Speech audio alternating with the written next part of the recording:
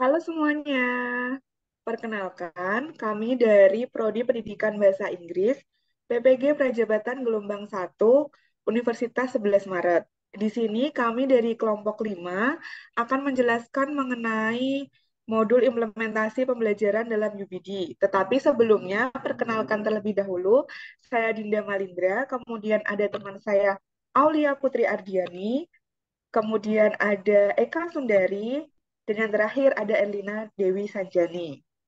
Di sini kami akan membahas mengenai ruang kolaborasi, di mana ada 3 pertanyaan, tetapi kami khusus akan menjawab mengenai pertanyaan dari kelompok 2, pertanyaan untuk kelompok 2 pada tindakan nomor 2, yaitu tindakan guru dan tindakan peserta didik dalam metode fasilitatif atau konstruktivis.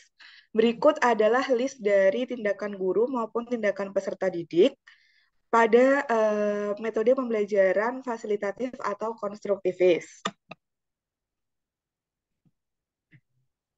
Di sini kami akan menjawab 2 pertanyaan. Yang pertama adalah kegiatan mana yang sering Anda lakukan dan mengapa kelompok Anda memilih kegiatan tersebut? Jelaskan. Kemudian berikutnya adalah kegiatan mana yang menurut Anda cocok dan sesuai untuk peserta didik kekinian? Jelaskan. Untuk pertanyaan nomor 1, kami memiliki 2 jawaban dan jawaban ini akan dijelaskan oleh saudari Aulia dan saudari Eka. Untuk saudari Aulia dan saudari Eka, waktu dan tempat saya persilahkan. Baik, terima kasih. Di sini saya akan menjelaskan pilihan kami yang pertama, yaitu adalah pembelajaran kooperatif. Jadi, pembelajaran kooperatif atau cooperative learning adalah suatu model pembelajaran dengan pendekatan atau strategi penggunaan kelompok-kelompok kecil maksimal 5 orang dengan struktur anggota yang heterogen, sehingga terjadi saling ketergantungan positif, adanya tanggung jawab perorangan, dan komunikasi yang intensif antar anggota kelompok dengan tujuan maksimalisasi proses belajar. Itu yang tadi saya jelaskan adalah tindakan dari guru.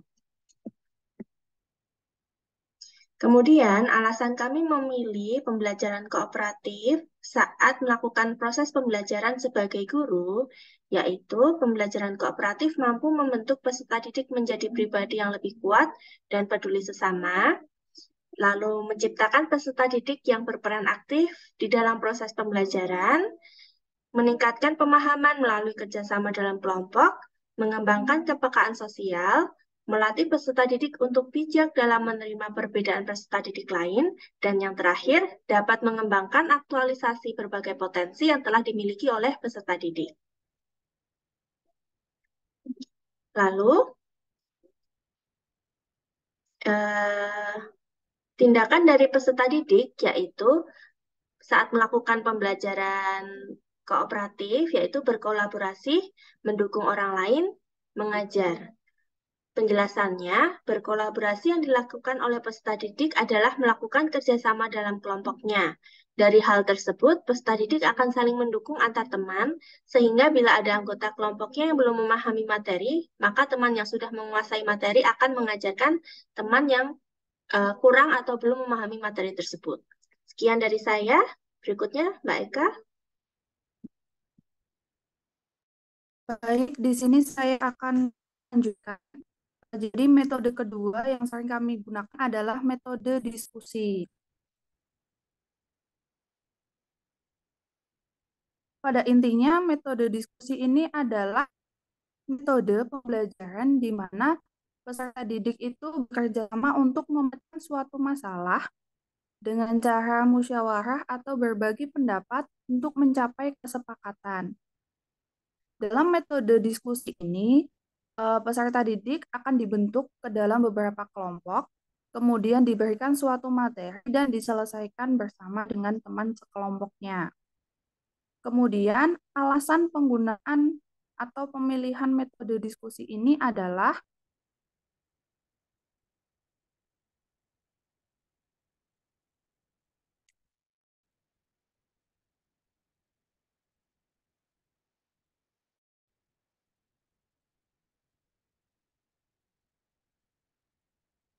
alasan pemilihan metode diskusi ini adalah dengan diskusi dapat merangsang siswa untuk kreatif dalam memberikan gagasan dan idenya.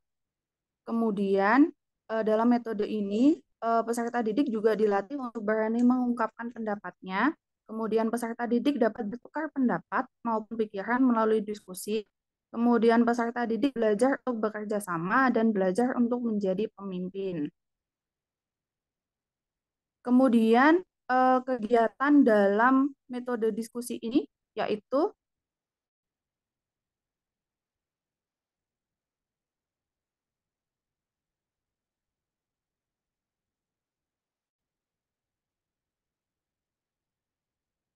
satu adalah mendengarkan. Jadi siswa nanti mendengarkan pendapat siswa yang lainnya. Kemudian yang kedua adalah pertanyaan. Jadi nanti siswa itu saling mempertanyakan pendapatnya. Yang ketiga adalah mempertimbangkan. Jadi satu siswa dengan siswa itu mempertimbangkan jawaban temannya dengan jawabannya dia. Kemudian yang keempat adalah menjelaskan. Itu tadi penjelasan saya tentang metode diskusi. Dan selanjutnya akan dijelaskan tentang metode yang cocok untuk tadi di.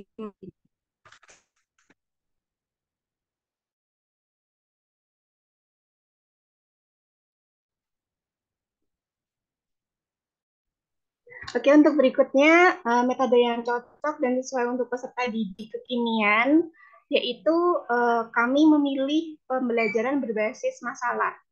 Menurut kelompok kami, kegiatan yang sesuai dengan peserta didik kekinian adalah pembelajaran yang menggunakan metode PBL, Problem Based Learning. Di Indonesia saat ini sedang terjadi peralihan penggunaan kurikulum dari kurikulum K13 menjadi kurikulum Merdeka, di mana dalam pelaksanaannya kurikulum Merdeka pembelajarannya yang paling sesuai untuk diberikan adalah mengharuskan peserta didik untuk bisa berpikir kritis dengan memberikan suatu masalah, sehingga nama metode tersebut adalah problem based learning.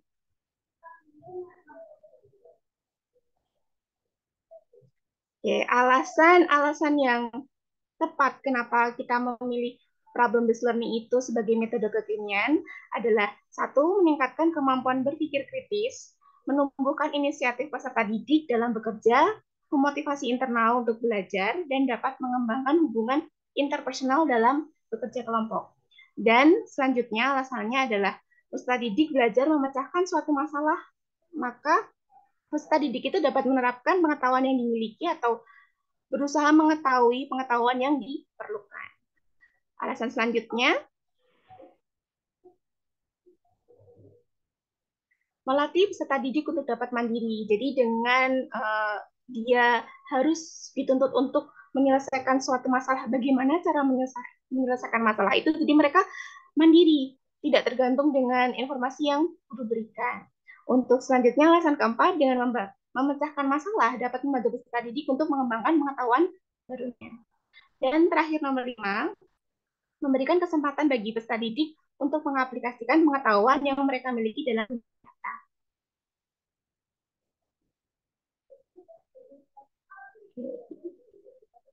Yang cocok dan sesuai untuk peserta didik kekinian, karena kita memilih problem based learning, di sana itu ada beberapa kegiatan, yaitu bertanya, meneliti, menyimpulkan, dan dukungan. Maksud dari pernyataan tersebut adalah kegiatan yang dilakukan peserta didik adalah diberikan pertanyaan sehingga peserta didik dituntut untuk berpikir kritis dan mencari tahu jawabannya dari pertanyaan tersebut. Untuk mendapatkan jawaban dari pertanyaan tersebut, peserta didik melakukan penelitian dan menarik sebuah kesimpulan dari hasil penelitian tersebut. Selanjutnya, setelah didik mencari informasi dukungan yang mengatur dari kesimpulan yang telah mereka cari.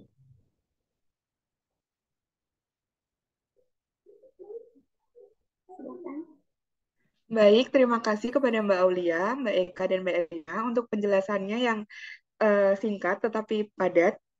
Semoga jadi dapat saya simpulkan bahwa kegiatan-kegiatan yang sering kelompok kami lakukan adalah kegiatan kooperatif dan juga diskusi. Kemudian menurut kelompok kami, kegiatan yang cocok dengan peserta didik kekinian adalah penggunaan problem based learning atau pembelajaran berbasis masalah. Demikian adalah presentasi dari kelompok kami. Semoga ada manfaat yang dapat dipetik setelah menonton video ini. Dan juga sampai jumpa pada pertemuan-pertemuan atau video-video berikutnya. Selamat bye-bye, sampai jumpa.